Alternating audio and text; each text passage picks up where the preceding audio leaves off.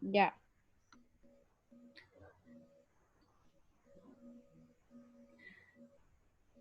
Hola chicos, buenos días. Bienvenidos a su clase de biología celular. El día de hoy estaremos presentando un webinar con el tema de señalización celular. Para mí es un honor presentarles a los estudiantes que durante este semestre estuvieron preparando una presentación para ustedes. Esta presentación les servirá a ustedes para enriquecerles en su vida profesional. Quiero recordarles que durante esta presentación no se les olvide apagar los micrófonos. Y tendremos al final de una serie de preguntas en las que ustedes van a escribir en el chat. Estas preguntas las van a contestar los ponentes. Entonces, no siendo más, vamos a invitar a la primera ponente que les va a hablar acerca de generalidades de la comunicación celular. Le vamos a dar la bienvenida a Helka Villalba. Helka, adelante. Buenos días para todos los asistentes a este webinar. Mi nombre es Elka Villalba y el día de hoy les estaré introduciendo al tema de señalización celular. Siguiente diapositiva, por favor. La comunicación celular o señalización celular está definida como la capacidad que tienen todas las células de intercambiar información físico-química con el ambiente y otras células. Este proceso tiene como objetivo principal intercambiar información entre diferentes células. Es un proceso homeostático, es decir, que genera un equilibrio entre las células. Se genera por medio de señales extracelulares, es decir, la molécula es liberada por medio de exocitosis. Tiene distancias variables, puede ser que la célula diana esté muy cerca o puede ser que esté al otro extremo del cuerpo. Tiene respuestas rápidas como la de la adrenalina cuando tenemos momentos de alta tensión o emoción, y tiene respuestas lentas como por ejemplo la de los fármacos, que es un proceso que lleva un poco de tiempo. Siguiente, por favor. La importancia de la comunicación celular es que mediante estas las células permiten el correcto funcionamiento de nuestro organismo.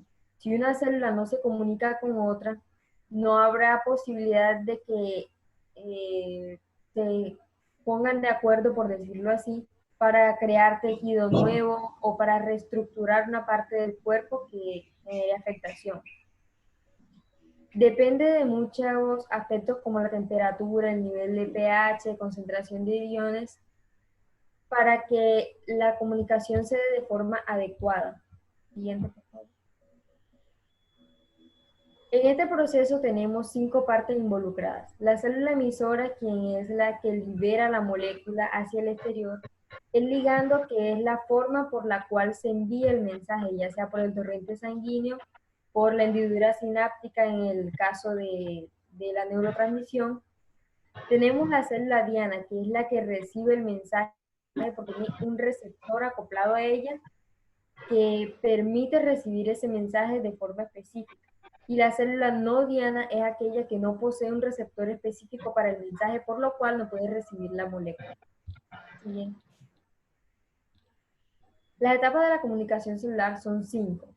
En el primer paso tenemos la síntesis de la molécula. Esto sucede dentro de la célula emisora.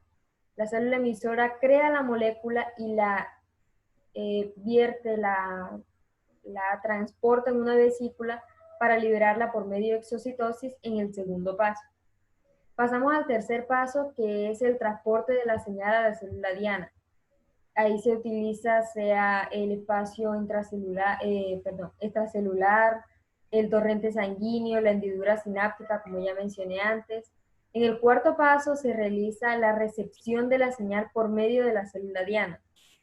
Es decir, la molécula se une al receptor que esté acoplado a la membrana de la célula diana o en su defecto en su interior.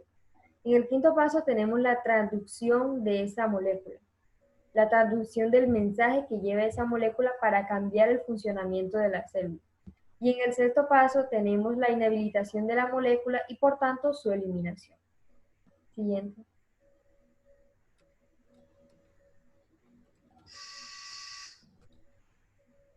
Los tipos de comunicación son 6. Tenemos de los cuales se va a hablar un poco más adelante. Tenemos la comunicación endocrina u hormonal. Tenemos la comunicación neuroendocrina. La comunicación yustacrina, que es con contacto directo. Tenemos la neurotransmisión, la comunicación paracrina y la comunicación autocrina. Con esta información los dejo con mi compañera Catalina, que les va a profundizar sobre este tema.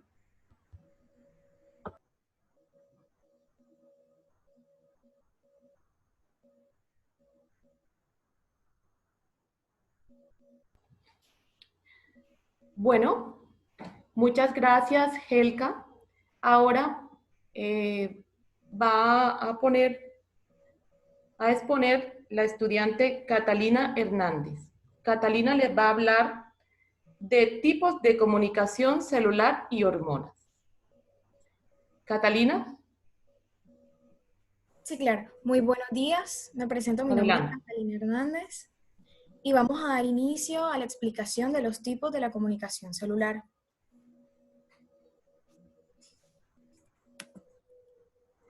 La comunicación autocrina es clave que se aprendan esto, clave auto para sí misma. Entonces, ubicándonos en la imagen del centro, es cuando la célula segrega sustancias o moléculas para transmitir señales a sí misma, dependiendo de la situación y las necesidades que ésta requiera en el momento. Un ejemplo de esta es la respuesta a la estimulación antigénica de algunos tipos de linfocitos T. En este caso, el linfocito detecta la bacteria y lo que va a hacer es autotransmitirse una señal para la proliferación. Esto con la finalidad de ser más y así combatir a la bacteria. La comunicación yuxtacrina es la que se realiza entre células que están en contacto directo. Esto a través de las moléculas de adhesión celular, las caderinas, las integrinas y las selectinas. Esta comunicación se da entre células vecinas.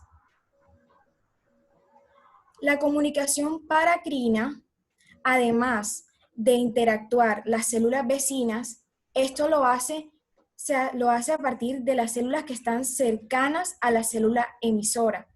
Es decir, estas células que se encuentran en una localidad específica.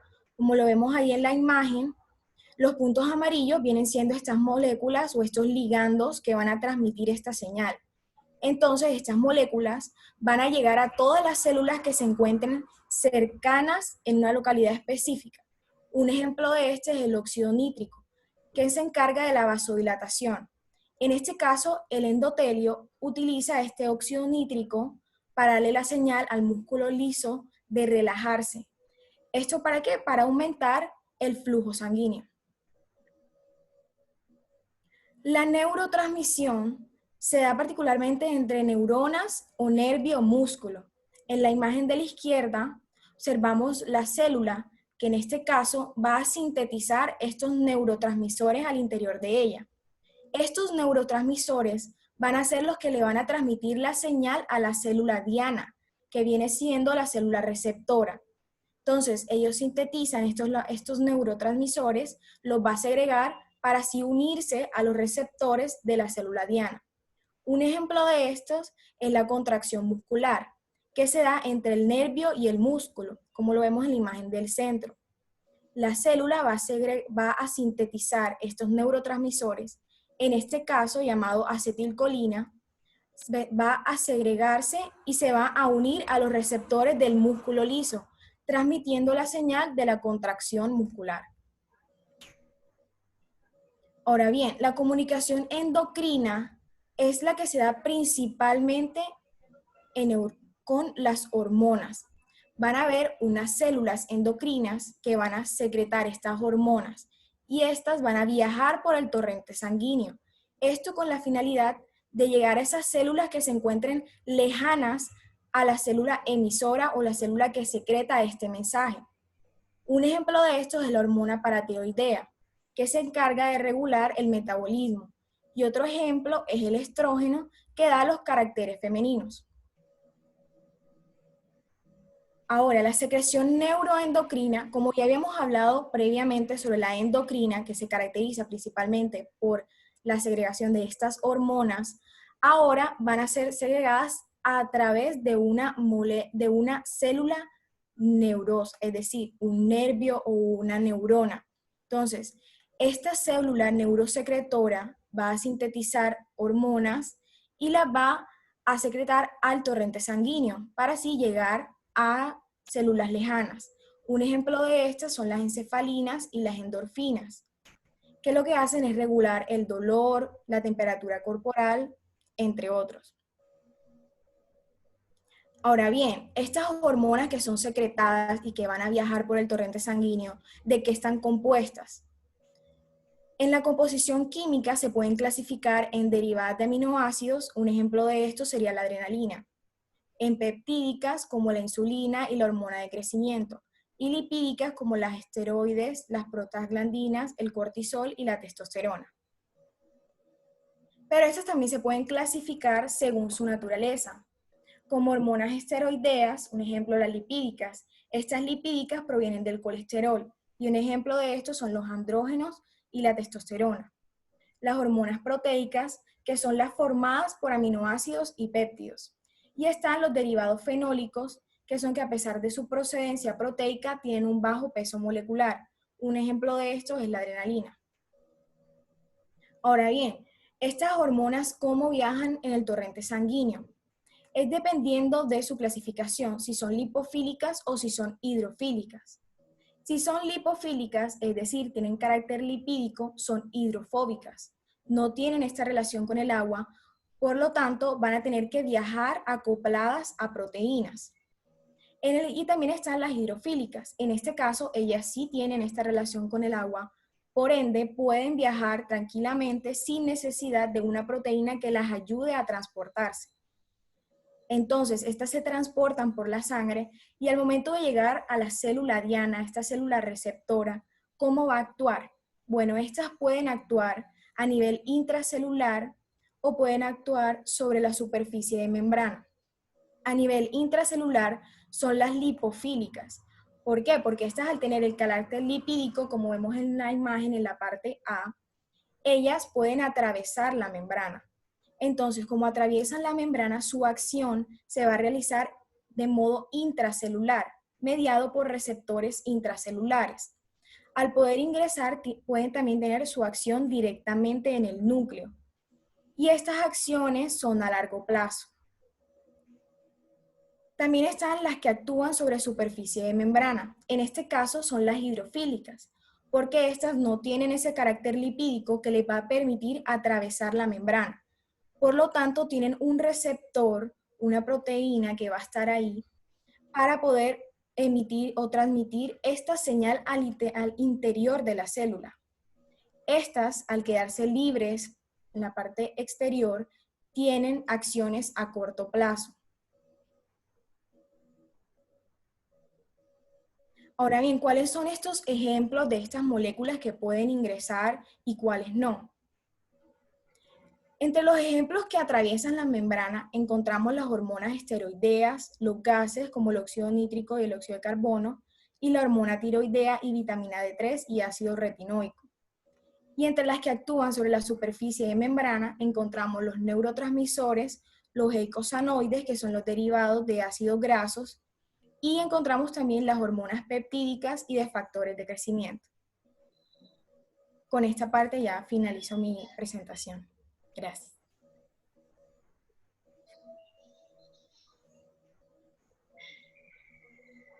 Muchas gracias, Catalina. Bueno, ahora tengo el gusto de presentarles a la estudiante Steffi Salazar. Steffi Salazar les va a hablar de receptores intracelulares. Steffi, adelante. Gracias, profesora. Bien, muchachos, nosotros veníamos hablando acerca de que la comunicación o este proceso de señalización que se da entre las células necesita de un ligando o un mensaje que se una a un receptor. Estos receptores pueden hallarse o en la superficie, es decir, en la membrana citoplasmática, o pueden encontrarse o pueden ser de tipo intracelular. ¿Ok? Entonces, en esta mañana yo les voy a hablar acerca de esos receptores intracelulares. Cuando nosotros hablamos, muchachos, de receptores intracelulares, dentro de la célula, pero a su vez, estos receptores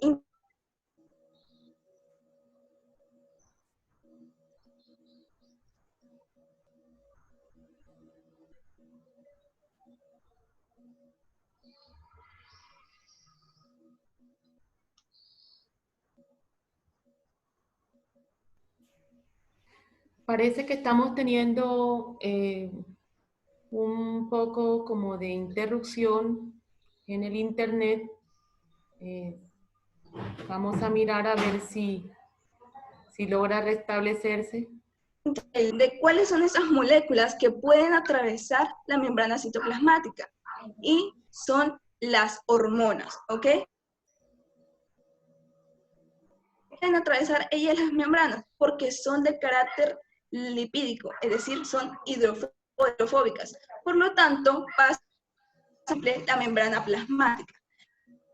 Dentro de estas esteroideas encontramos lo que es la testosterona, la progesterona, el estrógeno, los corticosteroides, pero además encontramos otras hormonas como lo son la vitamina D, la hormona tiroidea, la vitamina D y el retinoico, ¿ok?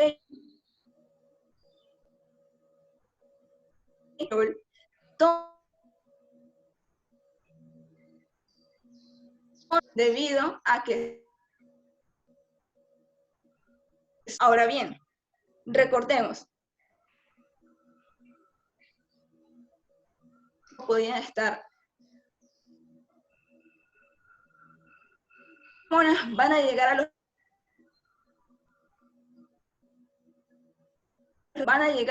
o que cuáles moléculas van a llegar a esos receptores intracelulares de tipo nuclear o que se encuentran en el núcleo. Las hormonas tiroideas, la vitamina D3, el ácido retinoico y otras hormonas esteroideas como los glucocorticoides. Ahora bien,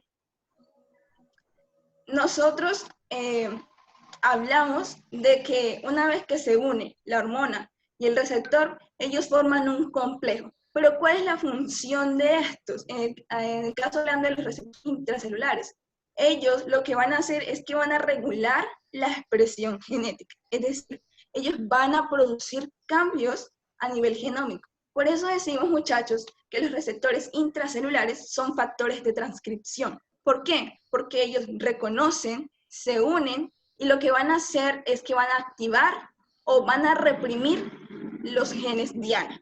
Es decir, que ellos van a entrar en todo el proceso de factores de transcripción, porque se da todo esto. Celulares, quiero que se ubiquen en la imagen que ven en pantalla, la cual representa la estructura de los receptores intracelulares, y les voy a hablar de los tres. Entonces, un dominio que es F, ¿sí? Que va a permitir la unión al ligando, ¿ok? Por eso se llama LBD, Ligand Binding Domain. Entonces, ese dominio F es el que le va a permitir la unión al ligando. Por otro lado, tenemos el dominio C, que es el que le permite unirse al DNA, ¿ok? También llamado DVD.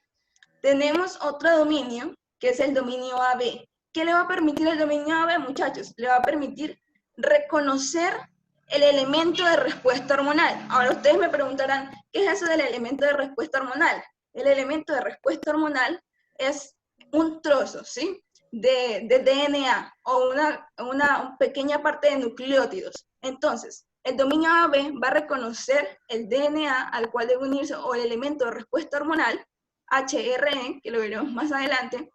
El dominio C va a permitir la unión, ¿sí?, al DNA, y el dominio EF le va a permitir la unión al ligando o al mensaje, que en este caso es la hormona.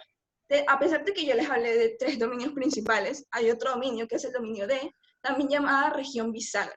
¿Qué es lo que va a permitir este dominio, muchachos? Este dominio, llamado región bisagra, lo que va a hacer es que va a permitir la translocación del complejo hormona-receptor hacia el núcleo. Es decir, él va a permitir que se mueva todo el complejo ligando-receptor o hormona-receptor hacia el núcleo. Lo va a llevar del citoplasma al núcleo. ¿Y esto por qué? Porque recordemos que los receptores intracelulares pueden ser nucleares o pueden ser citoplasmáticos. Como son factores de transcripción, eso quiere decir que van a trabajar sobre los genes. Por lo tanto, todos tienen que ir al núcleo, pero como los nucleares ya están ahí, ellos no tienen que viajar, pero los citoplasmáticos sí. Entonces, ellos tienen que ser traslocados o llevados o transportados hacia el núcleo. Ahora bien, ¿cómo se da todo este mecanismo de acción? Pues se lo estaré explicando en la siguiente diapositiva. Ok, el mecanismo de acción. Quiero que se ubiquen, por favor, en la imagen a su izquierda. Ahí van a encontrar el mecanismo de acción de los receptores citoplasmáticos. Entonces, ¿qué va a pasar? La hormona, si la ven ahí, va a pasar por difusión simple la membrana citoplasmática. Y ahí va a estar el receptor. Entonces, una vez que llega la hormona, esa nube que ustedes ven ahí es una proteína de choque térmico, lo que nosotros conocemos como las chaperonas, ¿sí? HSP. Lo que va a permitir esta chaperona es que el receptor no se vaya todavía al núcleo sin antes llegar el mensaje, ¿ok? Entonces, una vez que llega la hormona, esta proteína de choque térmico es sustituida o es desplazada. Una vez se une y se forma el complejo hormona-receptor, se va a homodimerizar. Ahora ustedes me preguntarán, ¿qué es eso?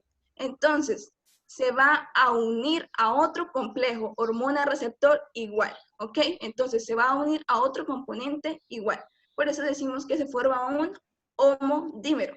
Una vez realizado este proceso, el homodímero va a ingresar o va a ser llevado hacia el núcleo. Y en el núcleo, recordemos, el dominio AB le va a permitir reconocer el elemento de respuesta hormonal que ustedes lo ven en pantalla como HRE, ¿ok? Entonces, él reconoce el elemento de respuesta hormonal y se une a este.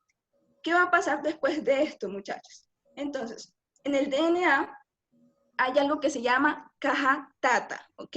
Entonces, ¿qué es la caja Tata? Es un segmento de DNA que está formado por nucleótidos solo de timina, adenina, timina, adenina. Por eso se llama caja Tata. Esta caja Tata está muy cerca a los genes Diana, ¿sí? A los cuales se van a modificar. Entonces, lo que va a hacer es que una vez que se une el complejo hormona-receptor al elemento de respuesta hormonal, va a permitir que en la caja Tata se forme otro complejo, conocido como complejo de preinicio. ¿Cómo se forma ese complejo de preinicio, muchachos? Se forma coactivador del ARN polimerasa. Entonces, ustedes lo ven ahí. Se une el coactivador, el ARN polimerasa, y se forma el complejo de preinicio. Después se va a sintetizar ARN mensajero y este va a salir del núcleo y va a producir o se va a dar todo el proceso que ya nosotros conocemos como es el de síntesis de proteínas. Entonces va a sintetizar proteínas específicas. Por eso decimos que los receptores intracelulares son factores de transcripción, porque intervienen en todo ese proceso de transcripción. Recordemos que ellos pueden reprimir o activar los genes Diana. Ahora, por otro lado están los receptores nucleares, ¿sí? Ellos no tienen que viajar como lo hacían los receptores citoplasmáticos. Entonces, quiero que se ubiquen en la imagen a la derecha, en la cual vamos a mirar el mecanismo de acción de este. Entonces, ¿qué es lo que va a pasar? La hormona va a entrar directamente hacia el núcleo, ¿sí? En el núcleo ya el receptor está unido al elemento de respuesta hormonal. En este caso, tiene un copresor, si lo ven. Tiene un copresor. ¿Qué es lo que permite el copresor? Que no se inicie ese proceso de transcripción, ¿sí? Sin antes llegar el mensaje, ¿ok? Entonces, una vez que llega la hormona, este copresor es sustituido y en vez de formarse un homodímero, como se formaba con los receptores citoplasmáticos, se forma un heterodímero, ¿ok? Entonces se va a unir a otro componente, pero en este caso no va a ser igual, sino que va a ser diferente, ¿ok?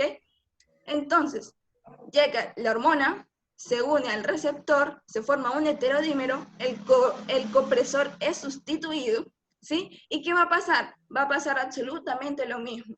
La caja TATA se va a activar y se va a formar el complejo de preinicio. ¿Cómo se forma el complejo de preinicio? Recordemos, se forma gracias al coactivador y al ARN polimerasa. Entonces, después de esto se va a sintetizar ARN mensajero, este va a salir y se va a dar todo el proceso de síntesis de proteínas. Entonces, en conclusión, los receptores intracelulares son factores de transcripción que pueden activar o reprimir genes diana, ¿ok? Y estos receptores intracelulares pueden encontrarse o en el citoplasma o pueden encontrarse en el núcleo. Y con esto doy paso a mis compañeros que también estarán exponiendo acerca de otros receptores.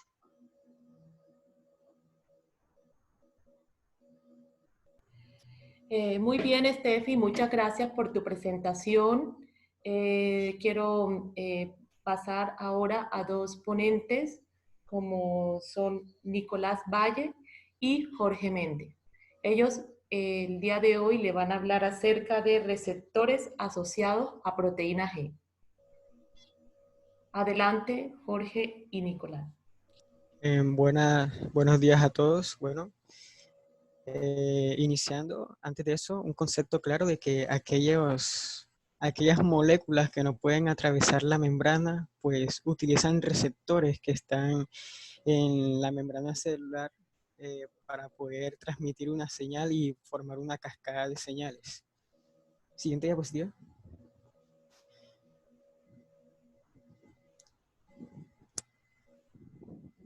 Siguiente diapositiva.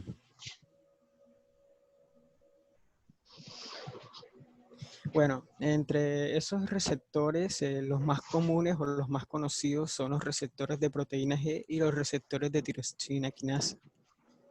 Siguiente diapositiva. Estos receptores se unen a ligandos que posteriormente van a transmitir una señal. Hablando de la proteína G, siguiente diapositiva, por favor. Hablando de los receptores asociados a proteína G, se saben que son la familia más numerosa de receptores de superficie celular y que transmiten la señal efectuada por el ligando a proteínas que se unen a nucleótidos, que son denominadas proteínas G, por eso se llaman receptores asociados a proteína G. También se han identificado miles de estos. Posteriormente, estos más que todos se unen a neurotransmisores, neuropéptidos y hormonas peptídicas. La familia de las proteínas G, por lo general, son responsables de las funciones del olfato, la vista y el gusto. Hay que aclarar que los receptores son transmembranales y son 7 hélices alfa transmembranal, como se le conoce, en el cual tienen un dominio extracelular en el cual se une el ligando y otro dominio citosólico en el cual activa a una proteína G, en el cual hace un cambio conformacional al llegar el ligando y posteriormente activarla. Se sabe que la proteína G está constituida por 3 subunidades, una alfa, una beta y una gamma, y se le llama por lo general proteína G heterotrimérica. Trimérica por las 3 subunidades y hetero porque estas son distintas. Además también se le llama así para distinguirlas de otras proteínas que se unen a nucleótidos de guanina, como lo serían las proteínas RAS que se explicarán más adelante. Bueno, hablando más cerca sobre estas distintas subunidades, se sabe o se entiende que la subunidad alfa es aquella que se une al nucleótido de guanina y que regula la actividad de la proteína G. Esta, en estado inactivo, está unida al GDP, que posteriormente, cuando hay un cambio conformacional a expensas de un ligando, posteriormente eh, cambia ese GDP por GTP y se disocia del complejo beta y gamma para inducir posteriormente a un canal iónico o a una enzima. Siguiente diapositiva. Bueno, se sabe que la subunidad alfa también es GTPase, así que posteriormente, después de un tiempo regulado por ella misma, posteriormente va a llegar a su estado inactivo. La regulación de la proteína G es fácil de explicar. Simplemente se une de manera sencilla, pues. Se une una hormona, un ligando al receptor, posteriormente un cambio conformacional, se activa la proteína G, se acerca al receptor, posteriormente cambia el GDP por GTP, se disocia del complejo beta y gamma, en los cuales estos posteriormente, los dos, dependiendo a la proteína G, eso es muy variable, pueden ir a sus dianas. En este caso vamos a explicar la diana o la enzima de adenilato ciclasa. Siguiente diapositiva. Hay que entender que hay distintas proteínas G, que no solamente hay una. Sabemos que son heterotriméricas, pero hay proteínas GS que son estimuladoras. En este caso, un ejemplo es estimuladoras de la adenilato ciclasa. Otras que son inhibidoras.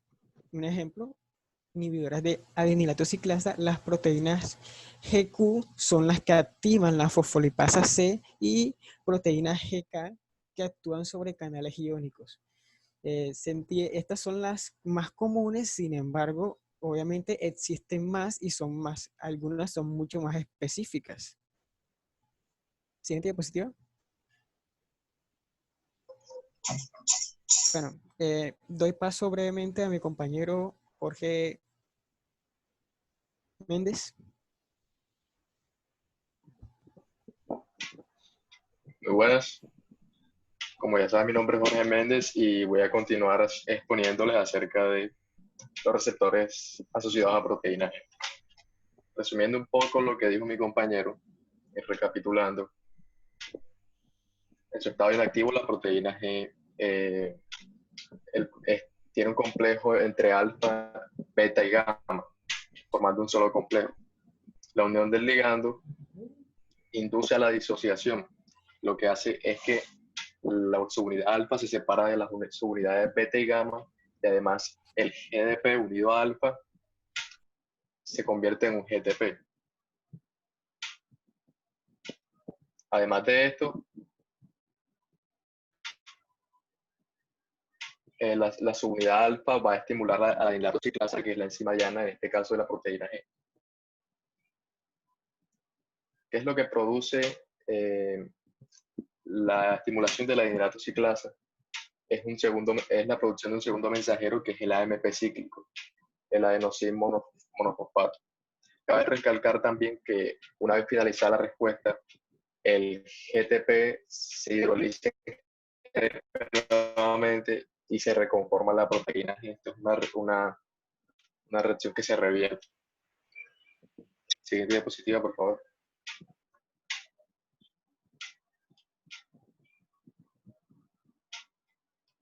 Aquí pueden observar cómo se produce el AMP cíclico, y además pueden también observar un poco de lo que les estaba hablando, la disociación de las unidades y la estimulación de la adenilato ciclasa, que es la enzima diana, como ya les mencioné. Siguiente diapositiva.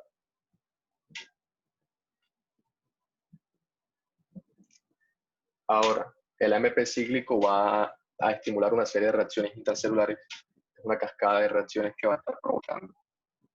Y esto es lo que se llama la vía del AMP cíclico. Como ya saben, el AMP cíclico se forma a partir de la adenilato ciclasa, que es la enzima diana.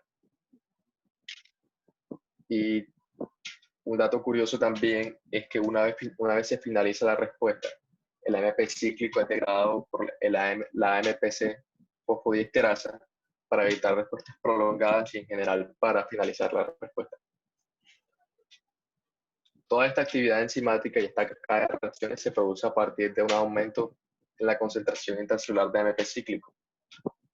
Además de eso, aquí a la derecha pueden observar la estructura química del AMP cíclico, que por cierto, como ya deben conocer la estructura del ATP, esta no es muy distinta, lo único que va a variar es el número de grupos fosfato. Como pueden observar, ahí está la adenina, la característica ribosa y el grupo fosfato singular en este caso, porque es una enosímorfosfato. Siguiente diapositiva, por favor. Ok. El AMP cíclico en su cascada de reacciones va a estimular una primera diana intracelular, la cual va a ser la proteína quinasa A. La proteína quinasa A en su estado inactivo es un tetrámero, está formado por 4 subunidades, 2 subunidades reguladoras y 2 subunidades catalíticas. El AMP cíclico lo que va a hacer es estimular a la proteína quinasa A en sus subunidades reguladoras, haciendo que se disocien de las catalíticas. Como pueden observar aquí, el AMP cíclico, son 4 moléculas de AMP cíclico las que se van a unir a la proteína quinasa A, 2 por subunidad, tal como pueden observar. Además de esto, las unidades que van a ser enzimáticamente activas son las catalíticas. Esto quiere decir que estas son las unidades que van a reaccionar con las posteriores dianas intracelulares que van a provocar la siguiente respuesta. Siguiente diapositiva. Ok, como les estuve comentando, hay una secuencia en estas reacciones intracelulares, ya que de esta forma es que se va a producir la respuesta celular. Lo que ocurre es que la proteína quinasa A, cuando se hace enzimáticamente activa, como ya les mencioné, una vez el AMP cíclico la estimula, lo que ocurre es que estimula o fosforila a la fosforilasa quinasa, la cual a su vez fosforila a la glucógeno fosforilasa. ¿Cuál es la función de la glucógeno fosforilasa? Induce a la hidrólisis del glucógeno en glucosa 1-fosfato. A su vez, también otra subunidad de la proteína quinasa A va a estimular a la glucógeno sintetasa, también la va a fosforilar, pero en este caso va a inhibir su actividad enzimática. ¿Qué va a provocar esto en resumen? En este caso, el AMP cíclico, en toda su actividad, lo que va a hacer es estimular la hidrólisis del glucógeno en glucosa y además inhibir su síntesis. Repito, se inhibe la síntesis de glucosa y se estimula su hidrólisis en glucosa 1-fosfato. Siguiente diapositiva, por favor.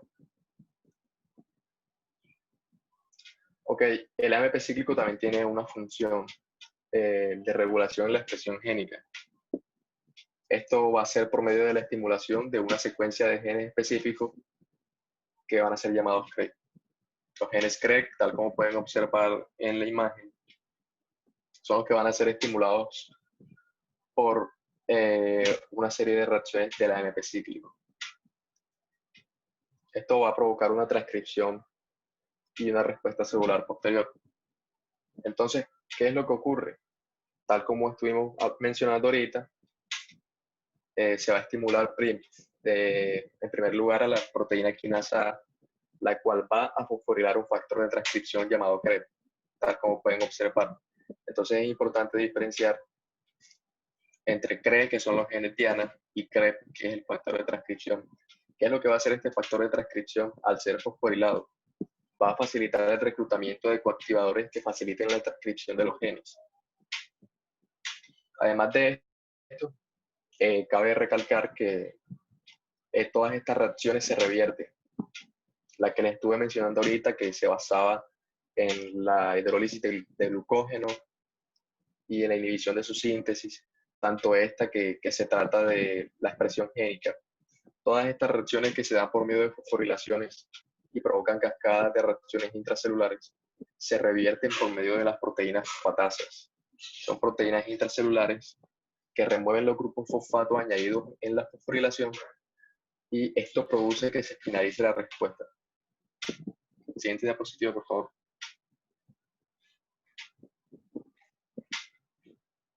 El AMP cíclico también tiene una función en lo que sería la regulación de canales iónicos. Esto ocurre por medio del mismo mecanismo que hemos visto hasta ahora. Según el ligando, ocurre una disociación de las subunidades de la proteína G, se estimula la adenilatociclasa y se produce el segundo mensajero, en este caso el AMP cíclico. Sin embargo, ¿qué es lo que va a ocurrir? No se va a dar una fosforilación de proteínas intracelulares, no va a ocurrir una cascada de reacciones por medio de la fosforilación. Lo que significa que el simple hecho de que aumente la concentración intracelular de AMP cíclico produce que se regulen los canales iónicos de forma directa. Siguiente diapositiva.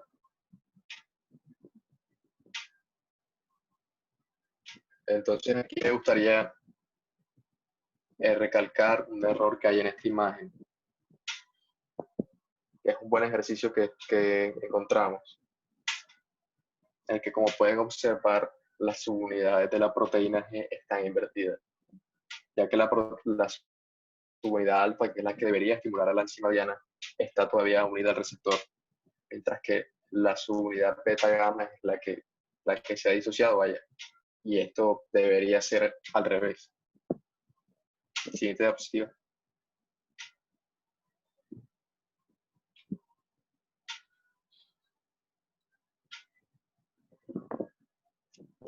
Ahora doy paso brevemente a la intervención de mi compañero Nicolás. Vale, ya después dada la explicación sobre cómo la proteína G activaba la enzima adenilatociclasa, pues hay que aclarar que no solamente es la única vía de activación de la proteína G, y que posteriormente que también puede activar otros segundos mensajeros. Un ejemplo de esto, claro, es en el ojo de los vertebrados, donde está caracterizada por otro segundo mensajero, que es el GMP cíclico, que actúa como un segundo mensajero de convertir las señales visuales de la luz en forma de impulsos nerviosos. En el ojo hay fotorreceptores en la retina,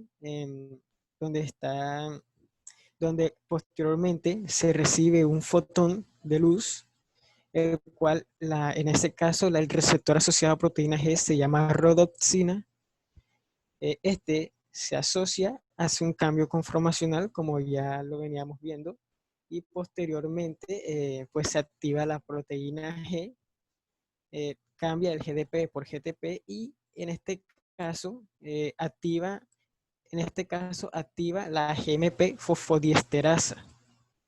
Hay que aclarar, esta proteína G en general se llama proteína G sub TA, o sea, transducina. En este caso, cuando se activa esta enzima, posteriormente hay una disminución del nivel intracelular de GMP cíclico,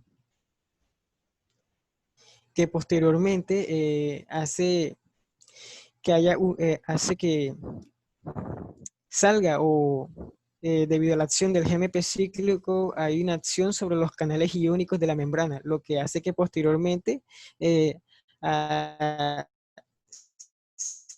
se impulse o haga un impulso nervioso. Hay que aclarar que también, por ejemplo, la acción de la AMP cíclico es en la detección de olores. Siguiente diapositiva. Otro efecto, no de su función, sino debido a esta bacteria, efecto de la Vibrio cholera, afecta negativamente la función de la proteína G. La Vibrio cholera es una bacteria gram negativa con forma de bastón, es un bacilo que provoca el cólera en los seres humanos. En la Vibrio cholera secreta una toxina llamada toxina colérica que posteriormente tiene afinidad para unirse al receptor de la proteína G, lo que posteriormente la activa. Pero lo que pasa aquí es que esta toxina hace un daño en la GTP-asa de la subunidad alfa, lo que posteriormente la inactiva, o sea que no puede hidrolizar el GTP a GDP, o sea, no se puede no se puede inactivar, por lo tanto queda constantemente activa. Esta subunidad activada completamente hace la formación de adenilato ciclasa constantemente y sin parar, lo que posteriormente ese gran aumento se acompaña con los canales iónicos. Se abren canales iónicos para posteriormente regular todo esto. ¿Y qué pasa? Posteriormente, como se regula, pues, por ejemplo, en esta sale sodio, y el sodio es atrayente de mucha agua, lo que posteriormente sería una deshidratación y generando diarrea masiva, que posteriormente puede conllevar la muerte. Todos estos receptores no activan una sola proteína G, activan muchas, es una cascada de reacciones. No solamente no activan una, y las proteínas G no solo activan una enzima diana, por lo que hay que aclarar de que esto es una función que cada vez va creciendo más y más. Un solo receptor atrae 100 proteínas G, 100 proteínas G activan tantos adenilatos y estos hacen tantos AMP cíclicos. Ya. Siguiente diapositiva.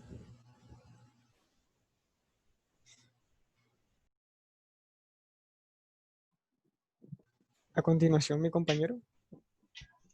Ok.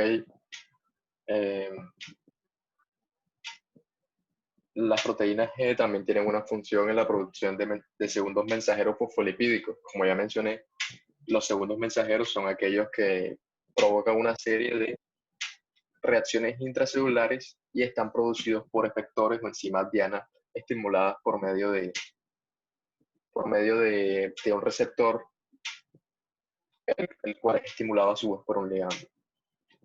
En este caso, vamos a hablar de unos segundos mensajeros fosfolipídicos que están derivados del fosfatidilinositol, que como saben es un fosfolípido de membrana.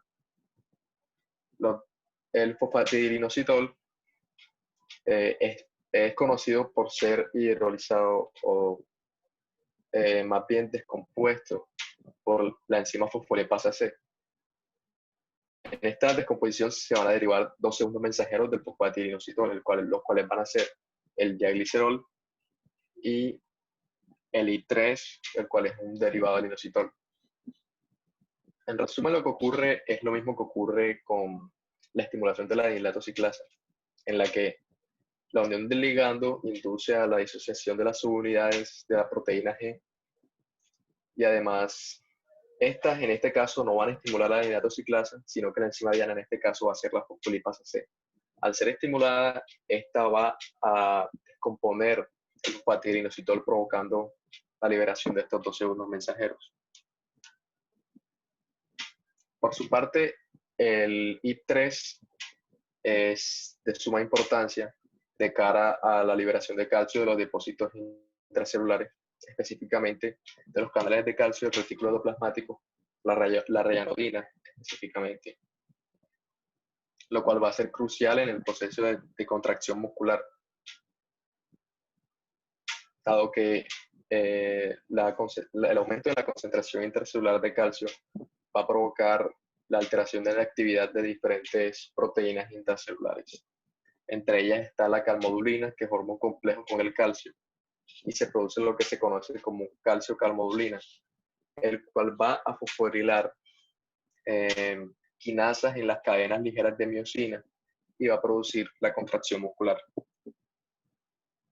Por parte del diaglicerol o el DAC, este va a quedar adherido a la membrana y va a estimular a las proteínas serina, treonina, quinasa. Cabe resaltar también que este es un proceso muy importante de cara al crecimiento y la diferenciación celular. Un dato curioso es que la familia de las proteínas quinasa C son estimuladas por ambos segundos mensajeros, provocando diversas reacciones intracelulares y respuestas. Dicho esto, me gustaría mostrarles con un poco más de detalle cómo ocurre. Siguiente diapositiva, por favor.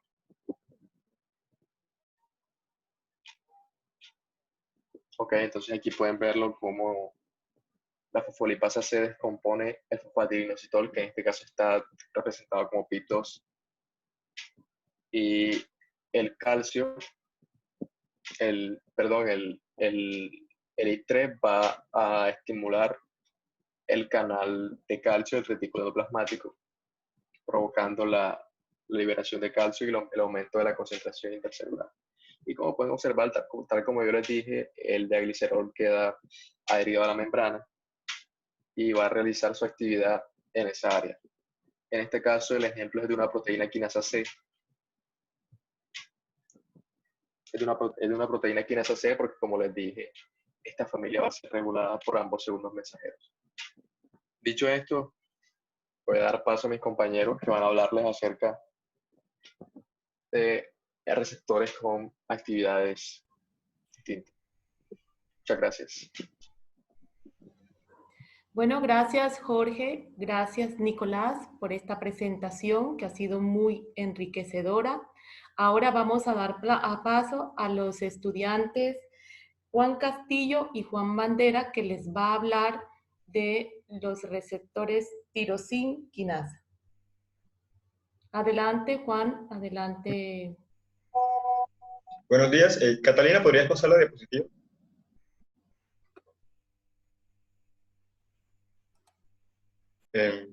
No, ahí hay un error en la... ¿Podrías pasar, por favor? Sí.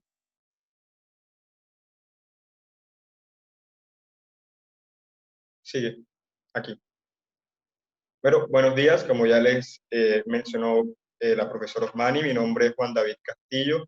El día de hoy el tema que les vamos a estar explicando, mi persona y Juan Banderas, mi compañero, son los receptores proteína tiroxina quinasa, tanto los que tienen actividad enzimática intrínseca y los que no tienen, los que están asociados a enzimas de tiroxina quinasa. Entonces, para empezar, sí me gustaría aclararles un poco qué son las proteínas quinasas.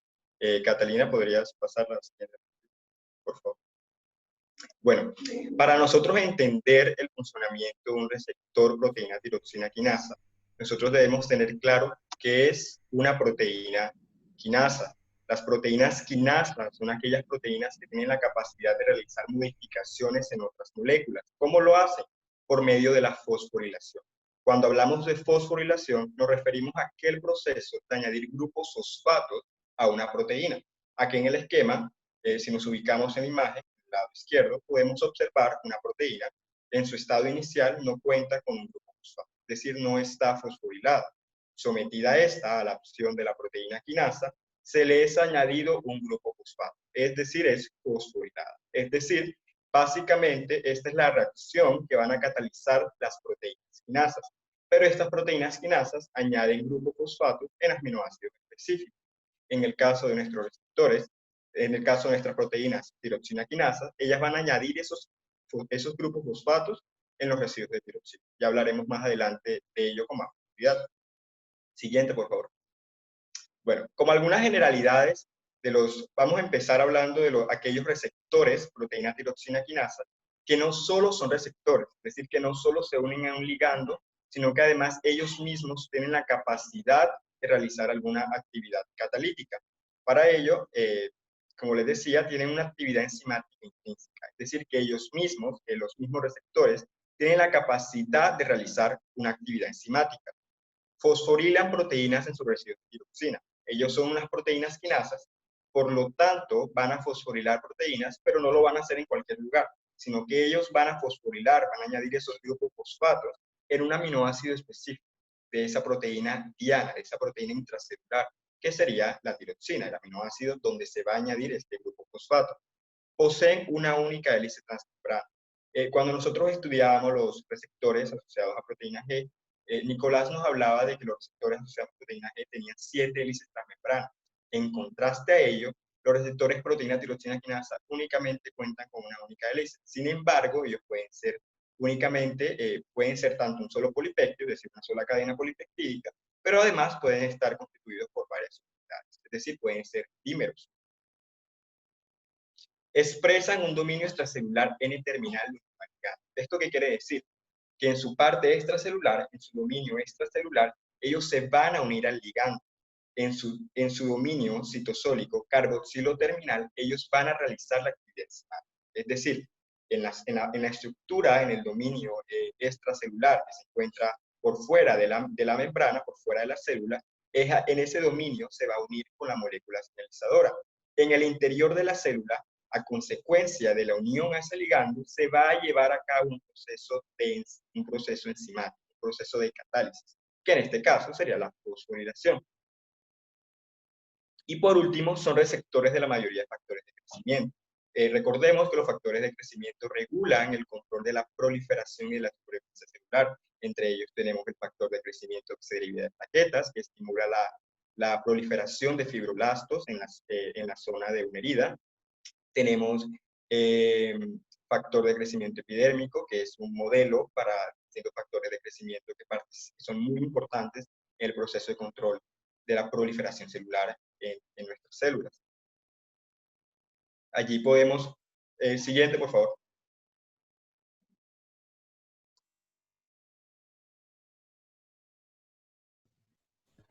Muy buenos días, compañeros. Yo les vengo a dar algunos ejemplos de receptores con actividad tirosina quinasa. Bueno, en esta imagen podemos ver 3 ejemplos de receptores de tirosina quinasa. El de la izquierda del todo es el receptor del factor del crecimiento epidérmico. El del centro, el receptor de la insulina, y el de la derecha, el receptor del factor de crecimiento derivado de plaquetas. Acá se ejemplifica que la mayoría de ellos son receptores de factores de crecimiento, pero entre ellos pueden tener algunas diferencias. La similitud principal es que todos tienen en el dominio intracelular receptores tienen dominios con actividad tirosina quinasa, pero en la parte extracelular pueden presentar algunas diferencias.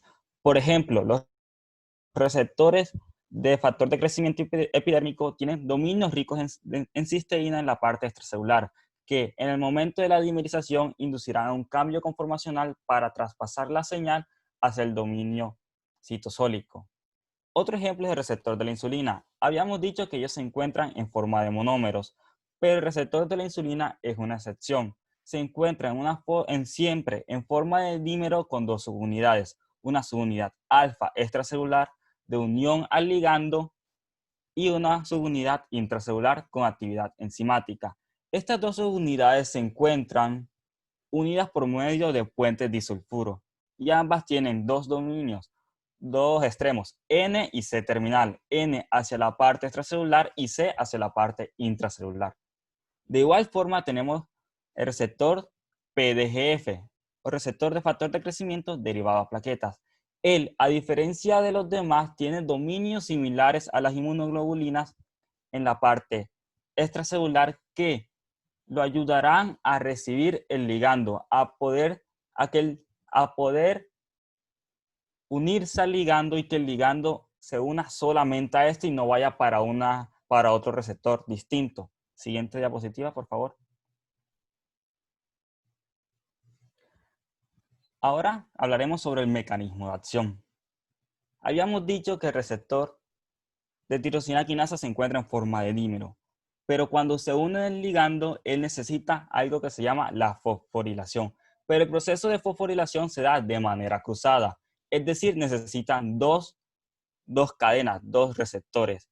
Por eso, el primer paso para el mecanismo de acción es la dimerización del receptor. La unión del ligando al receptor induce la dimerización.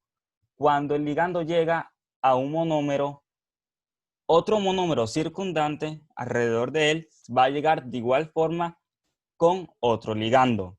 De esta manera, las partes citosólicas, las partes enzimáticas, podrán realizar la fosforilación cruzada. El monómero de la izquierda va a fosforilar el monómero de la derecha y el de la derecha va a fosforilar el monómero de la izquierda. De esta manera podrán traspasar la señal por el citoplasma para que cree una cadena de señales intracelulares. La autofosforilación cumple dos papeles fundamentales. Primero, la regulación de actividad enzimática y genera sitio de unión para proteínas intracelulares. Siguiente diapositiva. Bueno, entre los mecanismos de acción, como les mencionaba mi compañero Juan Banderas, el primero requiere la dimerización del receptor, que tal como él les decía, debe haber una unión de 2 moléculas simultáneas a un receptor a dos receptores para que estos dos complejos, receptor ligando, se dimerice y haya una autofosforilación. Él también mencionaba algo muy importante, y es que esta autofosforilación, es decir, que ambos receptores se fosforilan mutuamente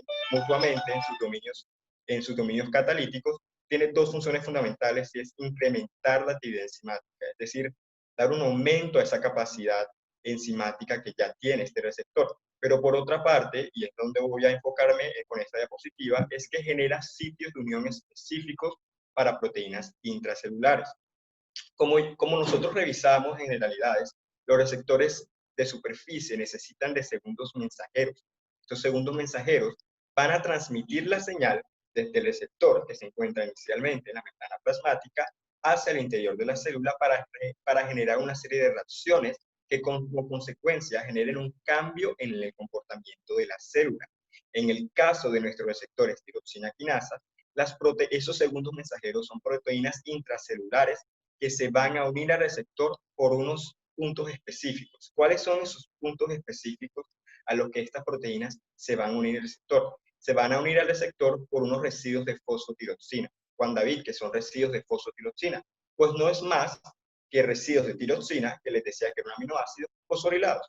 Cuando se da la autofosforilación, cuando estos receptores se fosforilan de forma cruzada, ellos también se fosforilan zonas que no hacen parte del dominio catalítico. Es decir, ellos tienen residuos de tiroxina que no hacen parte del dominio catalítico, es decir, que no cataliza la fosforilación de proteínas.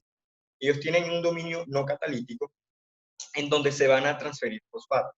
En estos residuos de tiroxina que no pertenecen al dominio catalítico, que están fosforiladas, se van a unir proteínas intracelulares. ¿Esto con qué se hace? Se hace con el objetivo de que estas proteínas sean fosforiladas, pues es el objetivo de este receptor, fosforilar proteínas intracelulares, para que éstas transmitan la señal al interior de la célula. Ahora bien, listo, ya sabemos que las proteínas intracelulares se van a unir al receptor por unos residuos de fosfotiroxina, pero también esto es importante y que lo tengan muy presente, toda proteína que se una al receptor tiroxina quinasa debe tener un dominio CH2. Juan David, que es un dominio CH2, es un segmento de la proteína intracelular, de la proteína que se va a unir al receptor, que reconoce estos puntos de unión. Es decir, estos dominios CH2 van a reconocer los residuos de fosfotiroxina que resultaron de la autofosforilación del receptor. Si esta proteína no expresa este dominio CH2, sencillamente no se puede unir al receptor. Y como no se puede unir al receptor, pues no va a poder transmitir la señal, no va a ser fosforilada y no va a poder servir de segundo mensajero para transmitir la señal. En ese sentido, nosotros tenemos dos tipos de proteínas intracelulares que pueden interactuar con nuestro receptor. En primer lugar, tenemos proteínas adaptadoras. ¿Qué quiere decir que son adaptadoras? Que ellas no son efectoras de la señal. Es decir, que ellas no van a ejercer alguna reacción química, alguna reacción enzimática, no van a hidrolizar algún compuesto, no van a ser efectoras, no van a realizar más nada que sencillamente asociarse. O sea, ellas se van a unir al receptor, ¿cierto? Y se van a asociar a otras proteínas que sí van a efectuar alguna reacción en el interior de la célula. Nosotros podemos concebir estas proteínas adaptadoras como un punto de unión, ¿cierto?, entre el receptor y otras proteínas que sí tienen la capacidad de realizar una actividad enzimática. Tienen la capacidad de efectuar alguna reacción que genere un cambio en la célula. Y también tenemos proteínas efectoras. Estas proteínas solo basta que se unan con el receptor en su dominio SH2, que va a reconocer los residuos de fosfotiroxina del receptor, y estas proteínas, al unirse al receptor tiroxina quinasa, pues van a ser activadas y van a ejercer, por ellas mismas, van a ejercer alguna reacción que provoque un cambio en la célula. ¿Puedes pasar, Catalina? Siguiente. Bueno, aquí nosotros, Juan y yo, les vamos a explicar unos ejemplos de sustratos efectores y sustratos adaptadores para que lo tengan un poco más claro. Tenemos sustratos efectores. Yo les explicaba que los sustratos efectores, ellos mismos van a ejercer alguna reacción que genere un cambio en la célula. Ahí tenemos el caso de la fosfolipasa gamma. Entonces ustedes se preguntarán ahora mismo, Juan David, pero la fosfolipasa gamma no la explicaron cuando estaban hablando de proteínas, de las receptores asociados a proteínas G. Pues resulta que la fosfolipasa tiene una isoforma que expresa un dominio SH2. Entonces, como ella expresa un dominio SH2, ella va a tener la capacidad de unirse al receptor tiroxina quinasa. Y como se va a poder unir al receptor tiroxina quinasa en esos residuos de fosfotiroxina, ella va a ser activada por medio de fosforilación en el dominio catalítico pues, de este receptor. Al ser esta fosfolipasa, que es una isoforma activada por fosforilación, pues ella va a realizar el mismo proceso que ya les explicó Jorge. Ellas van a hidrolizar el fosfatidilinositol, que es un fosfolípido que se encuentra en la cara interna de la membrana plasmática, se encuentra en menor proporción. Ellas van a hidrolizar este fosfolípido para obtener diacilglicerol e inositotrifosfato. Van a hacer lo mismo en el interior de la célula, van a hacer exactamente lo mismo. El inositotrifosfato va a estimular la liberación de calcio desde el retículo endoplasmático liso y el diacilglicerol va a activar la quinasa C. Es exactamente el mismo proceso, solo que en este caso nuestra fosfolipasa ya no es activada por una proteína G, sino que esta isoforma, como les explico, tiene ese dominio SH2 que se puede unir a este receptor tirosina quinasa. Por lo tanto, va a ser activada por fosforilación. Puedes continuar, Catalina.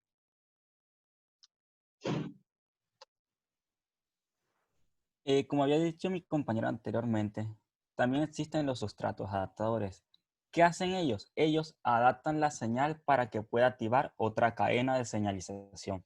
Entre ellos tenemos el GRB2, o como su nombre lo indica, de unión a factores de crecimiento. El GRB2 tiene dominios SH2, que como habíamos dicho son dominios que se unen a los residuos de fosfotirosina de las proteínas quinasas. ¿Cuál es la función? Bueno, este es un ejemplo de la vía del factor de crecimiento epidérmico que induce la cadena intracelular de la RAS quinasa. Ahora voy a explicarles un poco cómo es el proceso para que entiendan la función del GRB2. Bueno, al unirse el GRB2 por su dominio SH2 al receptor, él tiene la capacidad de cambiar, de llamar a otra proteína que es el SOS, que es la SOS. ¿Cómo lo hace? Bueno, él cambia el GDP por GTP. ¿Qué hace esto? Bueno, cuando se da el cambio de GDP a GTP, se va a activar una proteína de otra vía. Esta proteína llamada RAS. La RAS activada de manera indirecta va a inducir un cambio en la RAF quinasa. Y cuando la RAF quinasa se activa, se va a crear una cadena de señalización que va a poder dar la función del receptor. De esta forma va así. RAF quinasa va a fosforilar las proteínas MEP. ¿Qué son las MEP? Que son las quinasas reguladas por señales extracelulares.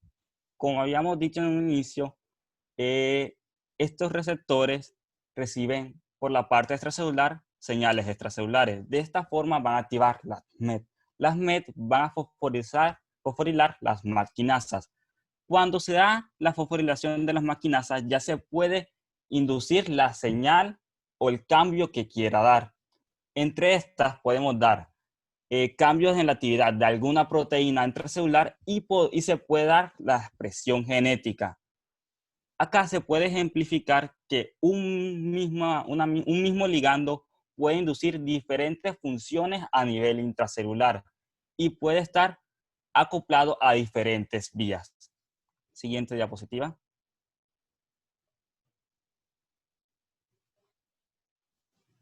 Bueno, antes habíamos hablado de los receptores tirosina quinasa, pero hay otro tipo de receptores que están asociados a tirosina quinasa, pero intracelulares. ¿Por qué? Porque ellos, la parte que va, la hélice transmembrana no tiene actividad enzimática. Es decir, que por sí mismos no pueden inducir un cambio dentro de la célula, no pueden transmitir una señal. Por esto se unen covalentemente a proteínas tirosina quinasas no receptoras Entre ellas tenemos las YAT quinasas y las CR quinasas.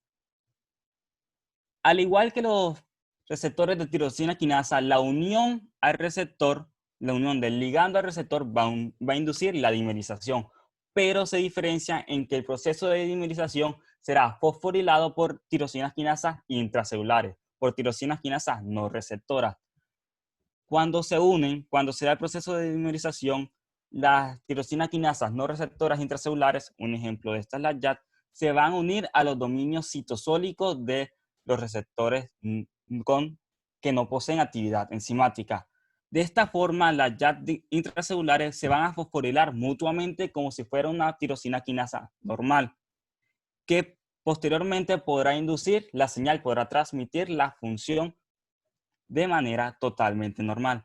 Entre ellos se incluye la mayoría de receptores de citoquinas. ¿Qué son las citoquinas? Las citoquinas son moléculas que generalmente se asocian a procesos de proliferación celular. Son segregadas por los linfocitos y se dan en procesos de inflamación, cuando hay alguna bacteria o patológicos. Siguiente diapositiva.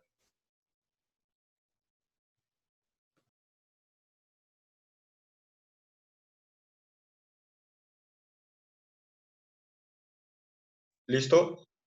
Cuando nosotros hablamos, ahora ustedes se preguntarán, Juan David, ¿por qué hiciste aquí un cambio de lo que es la receptor tiroxina quinasa como actividad intrínseca y lo que es un receptor que está asociado a quinasas? Realmente es el mismo proceso. La diferencia es que en este caso el receptor que se une al ligando, él no tiene una actividad enzimática conocida, ¿cierto? Sino que él se va a unir a unas proteínas covalentemente, como les explicaba mi compañero Juan Banderas, que son tiroxina quinasas, es decir, que van a realizar exactamente lo mismo, van a fosforilar proteínas en sus residuos de tiroxina. Lo mismo, solo que en este caso el receptor necesita de la ayuda de enzimas que se asocien a él. ¿Cómo es el mecanismo de acción entonces? Se va a unir el ligando al receptor. Esta unión del ligando al receptor va a inducir su dimerización. Como se dimeriza, ambos receptores se van a fosforilar mutuamente. Va a tener el mismo objetivo, va a generar puntos de unión específicos para las proteínas intracelulares. Estos puntos de unión específicos son los residuos de fosfotiroxina de los que ya les he hablado cuando les mencionaba el mecanismo de acción de los receptores proteína tiroxina quinasa. En ese caso tenemos un ejemplo que son las proteínas TAT. ¿Podrías pasar, Catalina, por favor?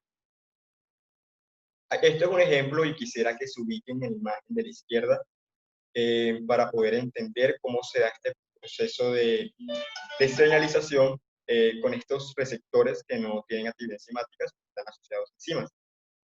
En primer lugar tenemos el receptor, la primera forma del receptor que podemos ver en la imagen, están los dos receptores, no está dimerizado. Llega la prolactina, recordemos para contextualizarlo un poco, la prolactina es una hormona secretada por la hipófisis, por la glándula pituitaria, y ella va a estimular la producción de leche en las mujeres que están embarazadas durante el periodo de lactancia. Esta hormona, esta molécula de prolactina que va a estimular la producción de leche en las mujeres, va a actuar sobre receptores tiroxina quinasa que están asociados a enzimas, es decir, que ellos no tienen actividad enzimática. Entonces, el primer paso es la unión de la prolactina al receptor que va a inducir a la dimerización del receptor. Entonces, en la segunda imagen podemos ver cómo el receptor se dimeriza.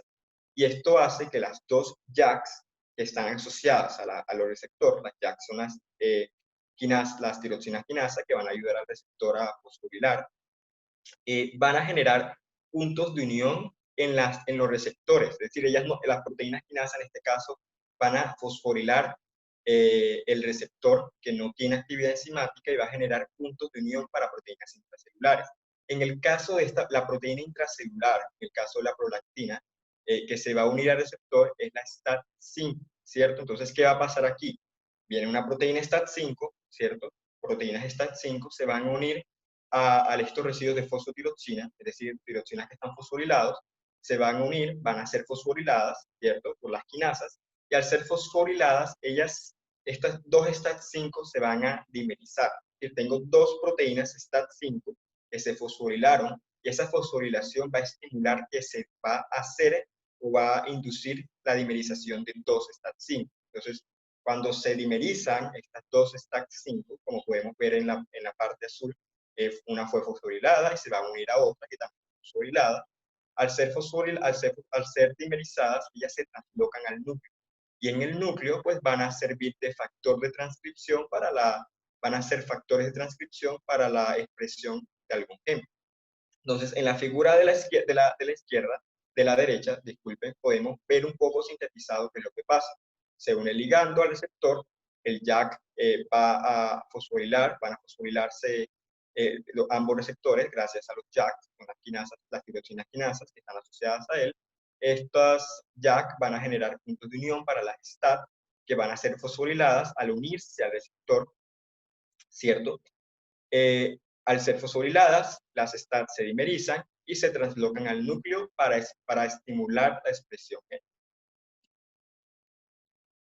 Vale recalcar que este mecanismo de vía STAT no es propio de la prolactina, sino que otras moléculas, como las interleucinas, estimulan la proliferación de los linfocitos, la eritropoyetina, que estimula la proliferación, la supervivencia y el mantenimiento de los eritrocitos, que son estas células sanguíneas, y la hormona de crecimiento siguen esta misma vía de tiroxina quinasa.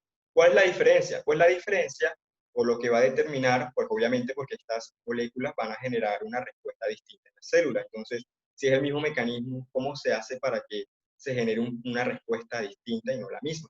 Pues hay diferentes proteínas STAT. Entonces, el tipo de proteína STAT que se una al receptor, pues va a determinar la respuesta que va a generar el ligando en la célula. Ya con esto hemos concluido lo que corresponde a receptores tiroxina quinasa. Bueno, muy bien, Juan David y Juan José, por su presentación. Muchas gracias. Ahora le vamos a dar la bienvenida a otras ponentes, como son Andrea Bermúdez y María Camila. Ellas van a hablarles acerca de regulación de la proliferación celular y supervivencia celular. Adelante, Andrea y María Camila. Buenos días, jóvenes. Catalina, por favor, pasa la diapositiva. Bueno, el día de hoy estaremos hablando sobre las moléculas que regulan la proliferación o la supervivencia de las células. Siguiente. Bueno, para hablar sobre mecanotransducción, primero tenemos que hablar sobre desplazamiento celular. ¿Qué es esto? Bueno, el agarre de las células a la matriz extracelular o a otras células se hace mediante moléculas de adhesión, como pueden ser las integrinas, las cadeninas, las selectinas y las inmunoglobulinas. Pero estas no solo sirven para sujetarse o para resistir fuerzas de compresión o estiramiento, sino que también tienen una función que son mecanotransductoras, no solamente son mecánicas. ¿Cómo pasa esto? Bueno, estas, al poseer un dominio extracelular y otro intracelular, ambos comunicados, permiten el intercambio de información entre ambos. Es decir, que hay información fuera de la célula y dentro de la célula. Así, pueden interactuar con ciertas vías de señalización interna, afectar la movilidad celular, también pueden propiciar cambios en los genes, entre otras cosas. Incluso pueden determinar la supervivencia de la propia célula. Siguiente diapositiva. Bueno, asimismo, defectos en la adhesión celular provocan numerosas patologías que pueden ser letales para un organismo. De hecho, la mayoría de las células no se diferencian, proliferan o sobreviven si no están sujetas correctamente a un sustrato. Un ejemplo de esto es la metástasis de los procesos cancerosos. Pero, ¿qué es la metástasis? Conocemos metástasis como la reproducción o extensión de una enfermedad. En este caso hablamos de un tumor. ¿Por qué se produce? Esto se produce por tanto flujo de información del exterior de la célula que se transmite al citoplasma, así, al similar a lo que sean los receptores clásicos de la membrana plasmática. Es decir, que la célula necesita anclarse al medio donde se encuentra y además saber a qué tipo de célula está sujeta.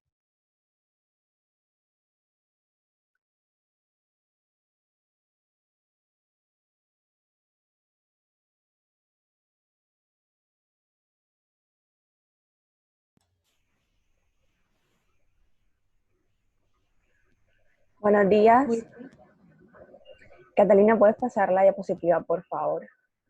Bien, resulta que también hay defectos en la fisiología celular que pueden afectar a las moléculas de adhesión. Uno de ellos es el exceso de flujo de información en sentido contrario. Esto se debe a que determinadas moléculas citosólicas pueden afectar los dominios intracelulares de las moléculas de adhesión.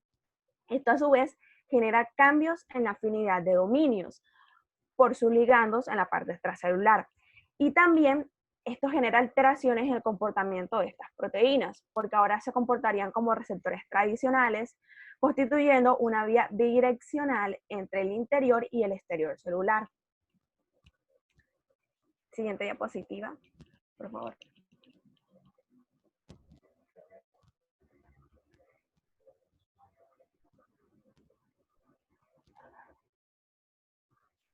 Andrea, el micrófono está desactivado. Qué pena, ahora sí. ¿Se escucha? Sí. Bueno, cuando una célula decide desplazarse, esta tiene que cambiar sus reglas de adhesión, es decir, debe romper los lazos con la célula o la matriz a la que está sujeta, en el tejido en donde está, y sintetizar nuevas moléculas para poder desplazarse por los tejidos. Vamos a ver un ejemplo. Imaginemos a Spider-Man. Spider-Man está sujeto por su telaraña al edificio 1 y él quiere pasar al edificio 2. ¿Qué es lo que va a hacer Spider-Man?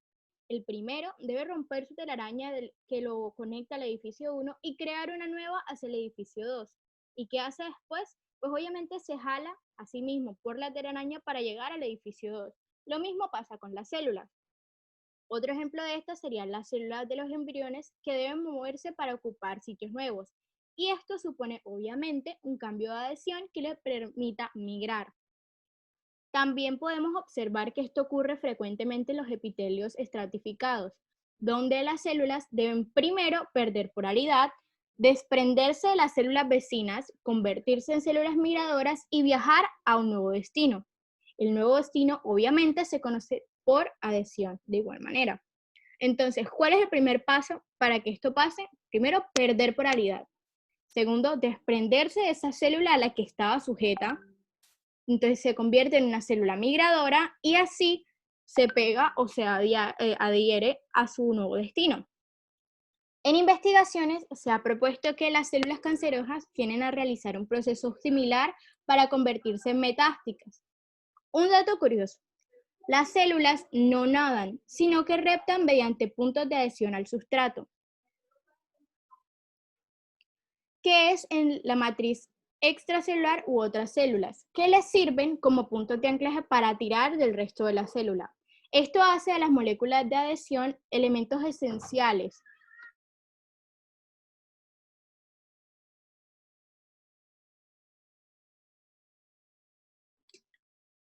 Bueno, siguiente diapositiva, por favor.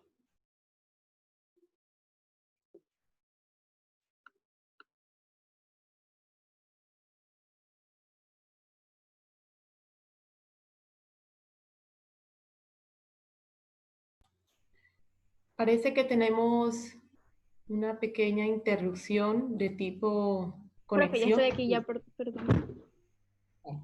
Bueno, en la pérdida de afinidad por las células vecinas participan las cadeninas. Bueno, en las células epiteliales, por ejemplo, se expresan E-cadeninas, E.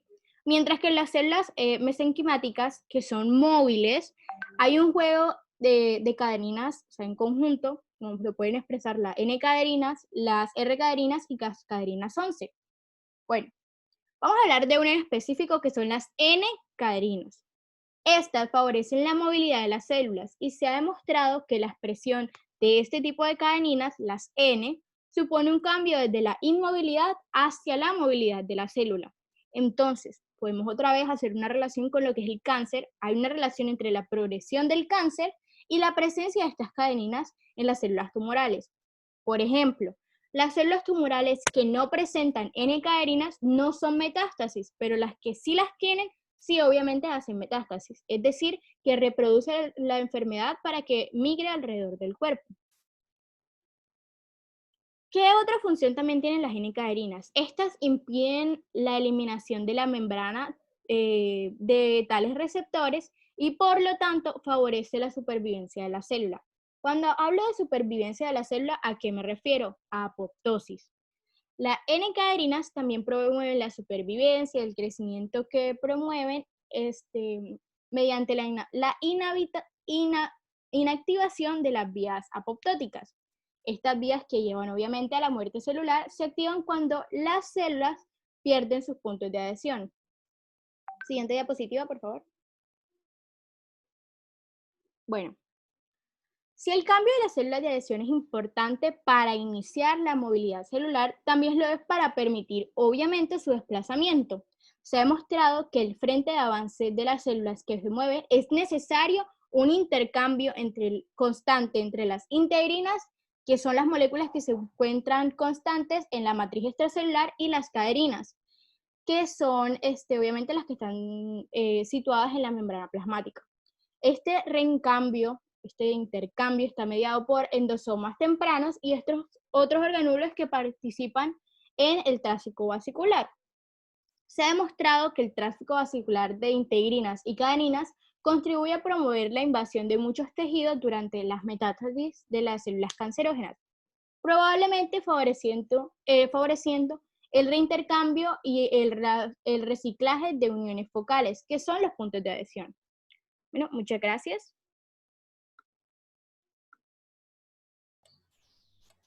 Sí. Bueno. Siguiente diapositiva. Okay. Bien, las integrinas son una de las más principales moléculas o proteínas de adhesión celular, pero ellas no son moléculas estáticas, no tienen solamente esta función, ellas también sirven como receptores que activan vías de señalización intracelular. Siguiente diapositiva, por favor. Bueno, las integrinas, o sea, principalmente, como he dicho, unen moléculas de la matriz extracelular con la célula, pero ellas también están asociadas a proteínas tiroxina quinasa no receptoras. Pues, ¿por qué? Porque la fosforilación de las tiroxina quinasas no receptoras es una respuesta inmediata a la unión de las integrinas con estas tiroxinas y con moléculas de la matriz extracelular, como puede ser la fibronectina. En este caso, yo les hablaré de un ejemplo de una tiroxina quinasa no receptora denominada FAC, que se fosforila rápidamente tras la unión de esta con las integrinas. Pero estudios recientes han demostrado que estas no interactúan directamente, sino que lo hacen indirectamente por medio de proteínas periféricas, como lo son la paxilina o la alfa-actinina. El proceso lo pueden ver en las imágenes que están en las diapositivas. Pues primero, no pase la diapositiva de la anterior. Ahí en la imagen que está en la diapositiva, pueden ver el proceso del que les voy a hablar. Primero, la unión de las integrinas con la matriz extracelular permite que se fosforile la proteína tiroxina quinasa FAC. Luego, en la segunda imagen, la proteína SRC se une a los dominios fosforilados de la tiroxina quinasa FAC y fosforila a la FAC en los residuos de tiroxina adicionales. Luego, esto actúa como sitios de unión, las fosfotiroxinas de la FAC actúan como sitios de unión para una diversidad de moléculas señalizadoras, como lo son la P1,3 quinasa, la SOS, y todo esto permite la activación de una proteína llamada FAC. Siguiente diapositiva. Las integrinas tienen un papel fundamental en el desplazamiento celular. Como lo ha dicho mi compañera antes, las células no nadan, las células necesitan anclarse a un sustrato, y pues esto basa en las integrinas, permiten el anclaje a un sustrato que puede ser la matriz extracelular o la membrana de otras células. Y bueno, esto permite fijar los filamentos de actina. Luego, las proteínas motoras, las miosinas, fijarán otros filamentos a sus lugares de anclaje, y esto permitirá el desplazamiento de la célula. Estas proteínas de adhesión también intervienen en los cambios en la expresión de genes. ¿Por qué? Porque algunas moléculas que están asociadas a sus dominios intracelulares pueden viajar al núcleo y participar en los cambios de la expresión génica. Y también tienen un papel fundamental en el ciclo celular. ¿Por qué?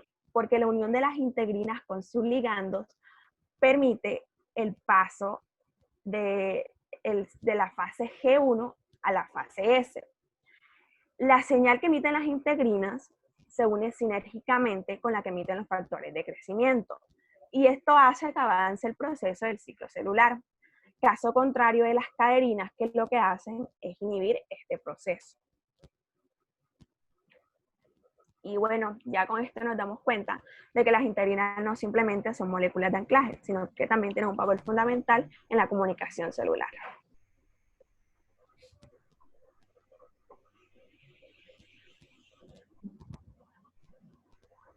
Bueno, muy bien, muchas gracias. Ahora sí, gracias a María Camila y gracias a Andrea Bermúdez por esa presentación, ha sido muy enriquecedora para todos nosotros. Como todos ustedes pueden ver, jóvenes, ya se va, en este caso, pues concluyendo de cómo ocurre el proceso de la señalización celular. Ahora vamos a darle paso a la presentación de la estudiante Lina Dorado. Ella va a concluir con el tema de la apoptosis como una ruta de vía de señalización que ocurre dentro de las células. Lina, adelante, es tu turno. Bueno, muy buenos días, compañeros. Yo les vengo a explicar sobre la apoptosis. Bueno, para contextualizar todos los procesos de señalización que realiza una célula y todos aquellos ligandos y moléculas que interactúan para iniciar un proceso, llegamos a concluir en que la apoptosis es la última señal que recibe una célula, ya que a partir de esta empieza un proceso de autodestrucción genéticamente controlado. Por favor, ¿puedes pasar la diapositiva? Bueno, ¿cómo se da la apoptosis? Tenemos dos vías por las cuales se puede dar. Tenemos la manera extrínseca y la manera intrínseca. Como su nombre lo dice, la extrínseca va a hablar de una parte extracelular. La señal va a venir del exterior.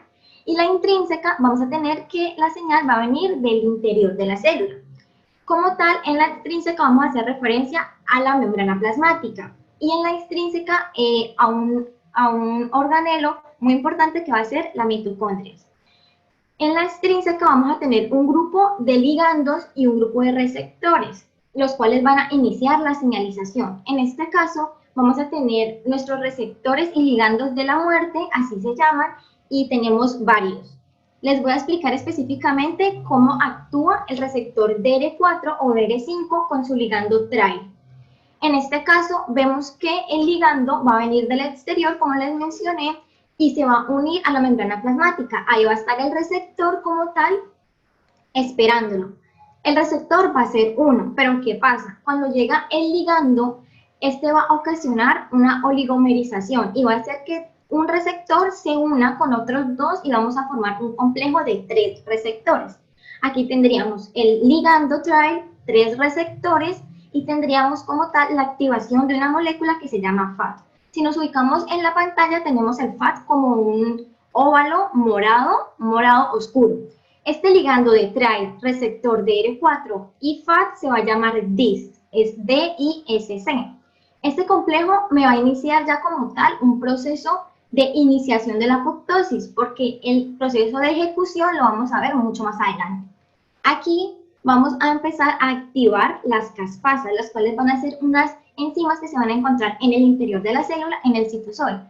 Pero ¿qué pasa con estas caspasas? Siempre van a estar de forma inactiva. Por tal, necesitamos una señal que las active. Aquí tenemos el complejo DIS, el cual va a activar a la procaspasa 8. La procaspasa hace referencia a que es la caspasa 8, pero de forma inactiva. Luego vemos que este complejo induce a la activación de la señal y nos va a pasar la caspasa de forma inactiva a forma activa, la cual va a ser una caspasa 8. La caspasa 8 va a empezar a activar otras caspasas y en este caso me va a activar la caspasa 3. También tenemos caspasa 6 y caspasa 7, las cuales también tienen una relevancia, pero pues no se encuentran en la diapositiva. Ya aquí tenemos como tal un proceso de iniciación de la apoptosis. Ahora vamos a pasar a explicar cómo se realiza la apoptosis de manera intrínseca, que estaría a mano derecha. Bueno, aquí, ¿qué pasa? Como les mencioné, la señal va a iniciar desde el interior de la célula. Aquí no va a haber un ligando como tal que venga del exterior, sino que va a iniciar por enzimas que se activan dentro del citosol o del núcleo. Como podemos ver, tenemos la enzima P53, que es como azul con el centro amarillo. Esta enzima se va a encontrar dentro del núcleo y se va a activar únicamente cuando ella detecte un daño en el ADN. Por ejemplo, se fraccionó o está averiado, por ejemplo, por una quimioterapia o una radiación. Entonces, se va a dañar, la enzima P53 se va a activar cuando se dé cuenta de este daño y va a iniciar nuestro proceso como tal. Aquí, ¿qué tenemos? Tenemos que se activan las BAC y las BAS. Pero ¿qué pasa? Primero la P53 se encuentra en el núcleo, como les mencioné, y tiene que llegar al mitocondrias porque la manera intrínseca inicia de esta forma. Por lo tal, ella va a activar una enzima que se llama BH3. Esta es la que se va a dirigir al mitocondrias como tal y me va a activar las BAC y las BAS. Cuando ya me active las BAC y las BAS, estas van a intentar salir del mitocondrias y hacerlo ahuecado. Es decir, el mitocondrias como tal cuenta con unos poros pequeños por enzimas, como se llaman las porinas, pero no son suficientes para iniciar un proceso de apoptosis, por lo cual las BAC y las BAS van a cumplir como un papel muy, muy importante para poder ahuecar el mitocondrias y así, obviamente, todas las funciones que realiza este organelo van a estar inhibidas. ¿Por qué? Porque si no tenemos un mitocondrias bien o un mitocondrias completo, pues no va a realizar sus funciones, las cuales una de ellas sería la obtención de energía en ATP. Pues si la célula no tiene ATP, pues ya estaríamos como tal incurriendo en un proceso de muerte celular. Aquí tenemos de que las BAC y las BAS realizaron sus huecos, porque esa es la función de ellas, y van a producir de que todo el contenido que guardaba el mitocondrias en el interior salga al exterior. ¿Qué moléculas van a salir aquí para iniciar este proceso? La más importante en este caso va a ser el citocroma C, pero también tenemos otras enzimas que se llaman enzimas Diablo, enzimas SMAP. Todas estas van a empezar a destruir todo a su paso. Como tal, vamos a centrarnos en el citocroma C, que es como la más importante. Cuando esta ya se encuentre en el citosol, se va a unir con el APAF1 y con la procaspasa 9. Estas me van a formar un complejo, ellas tres, el cual se va a llamar un apoptosoma, que sería la caspasa 9 activa. Como la vemos aquí, la caspasa 9 activa me va a activar la procaspasa 3 y asimismo iniciaríamos un proceso de ejecución. Ya sabemos de que de manera extrínseca o intrínseca me van a llegar a un mismo punto. ¿Y cuál es este? La activación de la caspasa 3, porque en sí la caspasa 3 es como la que causa un daño mayor a la célula. También algo que tenemos que tener en cuenta es que si iniciamos de manera extrínseca necesitamos la ayuda de gran parte de la intrínseca, porque si se va a dar solamente por la extrínseca sería un proceso que no causaría el mismo daño. Por eso vemos que cuando tenemos la caspasa 8, vemos que se activa un bit. Este bit hace parte de la familia de BH3 que les mencioné cuando se activaban el P53. Supongamos que la caspasa 8 o la forma extrínseca le pide ayuda o activa, o sea, hace una fosforilación y activa la BH3 y llega en sí a activar el mitocondrias, sus enzimas y empieza también este proceso. O sea que de la extrínseca se puede pasar a la manera intrínseca.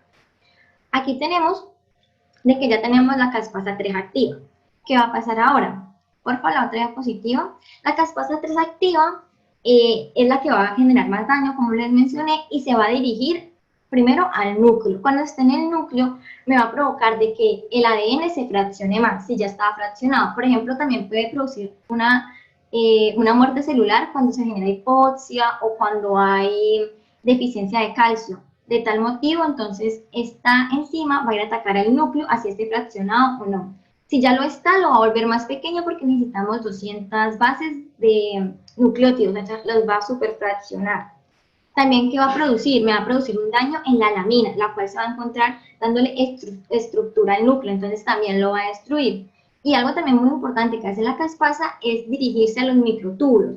Como sabemos, estos son los que le dan soporte a la célula como tal, a los microtúbulos y a los filamentos de actina. En los filamentos de actina va a producir un daño, el cual va a empezar a que se despolimericen y me va a activar la gelsolina, la cual va a hacer pues de que como tal la estructura se empiece a dañar. Por eso empezaríamos de una célula normal, pasaríamos a una célula que está en un proceso de condensación. Luego aquí pasaríamos a la fragmentación. ¿Por qué? Porque ya no tendríamos citoesqueleto, no tendríamos el núcleo bueno, no tendríamos tampoco el mitocondria funcionando bien. Entonces vamos a ver de que la célula va a empezar un tipo de proyecciones. Las proyecciones, ¿con qué fin las hace? Las hace para poder crear los cuerpos apoptóticos, los cuales cada parte de la célula, aunque se fraccione, va a estar rodeada de la membrana plasmática. Esto es muy saludable para las células porque así ellas pueden servir como reciclaje y pueden ser aprovechadas por los macrófagos u otras células vecinas. Cuando se crean los cuerpos apoptóticos, estos van a estar marcados con una enzima que se llama fosfatidilcerina. ¿Esto que me va a ocasionar? De que la célula se automarque para que así cuando se acerque un macrófago la pueda fagocitar. Como les mencioné, este es un proceso natural, es necesario, las células necesitan dividirse, también necesitan morir. Y lo van a realizar en partes muy pequeñas, o sea, la apoptosis le puede suceder a una célula en un tejido, no va a ser como un proceso que me afecte a varias células, no al mismo tiempo. Y pues, si tienen algunas preguntas, las hacen al chat y ya pasaríamos a responderlas. Muchas gracias, Lina, por tu presentación. Como todos ustedes han podido observar y han podido analizar acerca del tema de señalización celular, es un proceso básico que hace la célula para mantenerse viva, ¿sí? Y nuestros órganos para mantenerse en condiciones normales, ¿verdad? Bueno, ahora vamos a pasar, como les había dicho al inicio de la presentación, a la sesión de preguntas. Por causa del tiempo solo hemos escogido 5 preguntas, las cuales van a realizarla, la voy a mencionar, y los ponentes la van a contestar. Bueno, aquí tenemos la primera pregunta para Jorge Méndez. Jorge, por favor. Les agradezco a todos los ponentes de que enciendan sus cámaras para que estén atentos.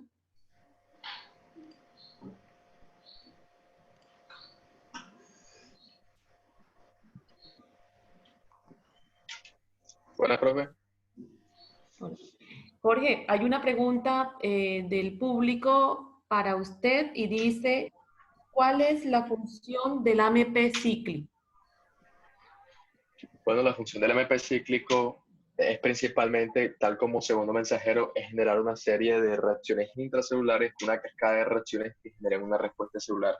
En general, ¿cuáles son las funciones de las que estuvimos hablando? Estuvimos hablando acerca de, por ejemplo, el mecanismo de hidrólisis del glucógeno y también la inhibición de su síntesis. También estuvimos hablando de una función que tiene, que es la regulación en la expresión génica, y también tiene una función en la regulación de canales iónicos. Esas podrían ser las funciones generales del AMP cíclico. Y bueno, pues eso. Muy bien, muchas gracias. Bueno, tengo por aquí otra pregunta. La otra pregunta esta es de Carol Torres. Carol Torres pregunta, cuando la comunicación celular empieza, ¿Se puede inhibir a la mitad del proceso? Es la pregunta de ella. Bueno, esta pregunta es bastante general y pues es cuando una vía inicia, cuando una señal da inicio, esta no se puede inhibir en esa misma vía. Es decir, la única manera que se pueda inhibir este proceso o esta comunicación o la señal que va a emitirse es por medio de una vía alterna. Un ejemplo de estos es la aspirina, que va a inhibir la producción de prostaglandinas. Las prostaglandinas son las que causan que es la inflamación, o esta es la señal o la comunicación que estas emiten, inflamación. Entonces, ¿qué va a hacer la aspirina? La aspirina va a inhibir la producción de estas prostaglandinas para así reducir la inflamación o eliminarla por completo. Muy bien, muchas gracias. Bueno, ahora tenemos otra pregunta. Esta la realiza María Alejandra Daza. María Alejandra nos comenta, la voy a leer por aquí. ¿Cuál es la diferencia entre la apostosis y la necrosis? Bueno, ¿qué sucede con la apoptosis? La apoptosis como tal es un proceso que está genéticamente controlado y regulado por las células y se van a dar por una señalización. Ellas no se activa ese proceso de manera sola. Ellas tienen que tener un por qué se tienen que destruir, ya sea por un desgaste, porque no están cumpliendo con sus funciones, etc. En cambio, en la necrosis vamos a tener un problema, es que puede ocurrir de que la célula esté infectada, tenga un virus, tenga algo que la está dañando y va a dañarla como tal también genéticamente. También, ¿qué va a pasar con esto? En la apoptosis vamos a ver que se van a crear cuerpos apoptóticos, o sea que no va a repercutir en otras células. En cambio, en la necrosis la célula explota. Y cuando explota, no lo hace en cuerpos apoptóticos, sino que explota todo su material genético. Y como ya les dije, este debe estar infectado o debe tener algo malo, algo dañino. Esto me va a producir de que de una célula que estaba infectada se me infecten 100. Va a producir inflamación, va a producir daños en el tejido, o sea, es un proceso negativo. La necrosis es negativa para la célula y para los tejidos. En cambio, la apoptosis no, es un proceso necesario, muy importante para nuestro organismo. Correcto, muy bien, muy bien. Muchas gracias. Y la última pregunta que realizamos, como les dije a todos ustedes, muchachos, por causa del tiempo no es posible contestar todas las preguntas. Sin embargo, lo que vamos a realizar es contestarlas a través vía web después de esta reunión. La última pregunta sería para Juan David. Aquí nos pregunta Libet Contreras. Dice, ¿por qué es necesario que las proteínas tirosinquinasa se fosforilen? Esta fosforilación que lleva a cabo ya sean las quinasas que se asocian a receptores o el mismo receptor en el caso de que sea un receptor que posea actividad enzimática intrínseca, el objetivo de la fosforilación de proteínas intracelulares como tal es, 1, estimular su actividad enzimática en el caso de que sean enzimas, 2, estimular su asociación con otras moléculas en el caso de que sean proteínas adaptadoras que se van a unir con otras moléculas, y 3, también puede ser ubicar estas proteínas en la membrana plasmática cerca de sus dianas intracelulares. Es lo que se busca principalmente con la fosforilación, activar estas proteínas, estimular su asociación con otras moléculas y ubicar estas proteínas donde van a actuar para generar una reacción que genere un cambio intracelular en el proceso de transcripción. Bueno, muy bien. Muchas gracias por la presentación y por esta exposición, muchachos. Se les agradece mucho. Y bueno, pues con esto damos finalización al tema de señalización celular. Como les había comentado, este es un proyecto de aula que en este momento les puede servir a ustedes para repasar o para enriquecer conocimientos en biología celular. Muchas gracias.